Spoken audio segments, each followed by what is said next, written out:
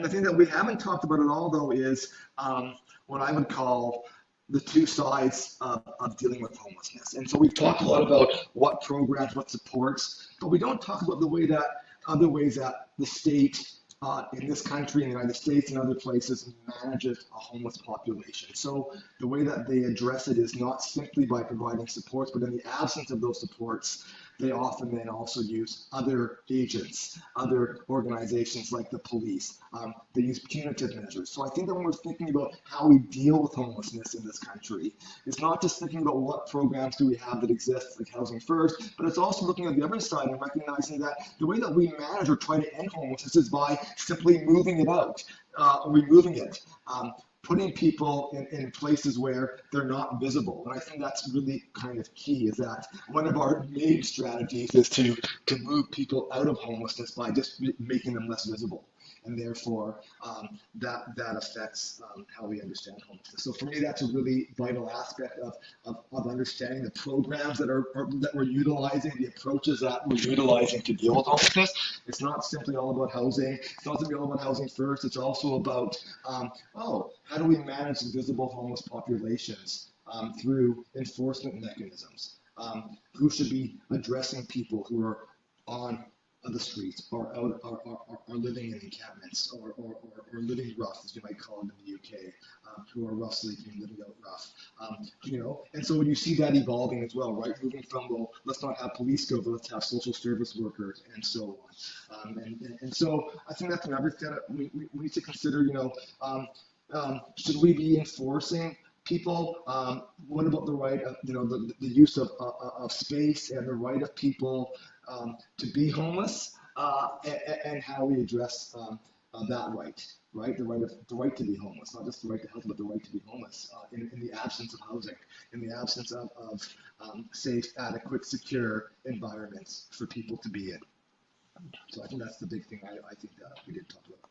Yeah, really interesting. That's what I've done some research on, many years ago when I was doing my dissertation, was around the use of space and how some uses of space are considered acceptable and some uses of space aren't. And it often comes back to what sort of behavior is taking place. And it's, if you're engaging in what's considered private behavior in public space, it's really quite upsetting to people who, feel that it needs to then be policed and there need to be rules enforced. So. Yeah, and that's evolving in the sense of, even, I'm sure you've seen the encampment stuff in Toronto and the evictions and so on that were going on, and so and part of it was that, well, kids are going to be going back to camp, and so they're going to have to use that space, right, and so on, and so it's also it's also like, good public uses of space, I think, as well, right? Which is also, it's have to be available to the public to use for camps and so on. And so it's interesting, that discussion that's been going on, and how it's evolved over time. And now, the fencing and so on they put on, which actually just takes away from everybody. I'm going off a little bit, but yeah, it's just been, it's interesting. I'll let you go in a second, but a lot of the research I've been doing, just reading up on over the summer a little bit, is, in the United States, I'm not sure you're aware of this, but there's a case that came down some years ago, Martin v. Idaho, which basically says that if you can't provide shelter for homeless people, you don't have the right to criminalize them anymore. And so that affected California, it affected all these states. And so they've all now been trying to write new rules and, we're going to give you a right to shelter, and find new ways to criminalize people that are constitutional and so on. So it's interesting how this is a cat and mouse game as well, right? How do we get to enforce it in the absence of the ability to enforce it? And they find ways as a whole. Yeah, and I always think, much like we were talking about with David Helchanski's work, and this idea that homelessness is not only about housing, but it's always about housing.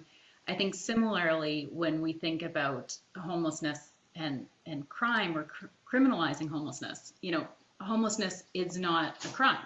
It's not a crime to not have housing. But as long as we treat it that way, we're never going to solve it. We're never going to end homelessness with jail and handcuffs, because it's just not a crime. Right.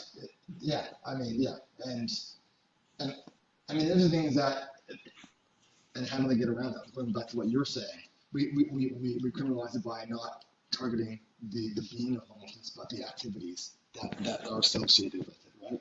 As you were saying.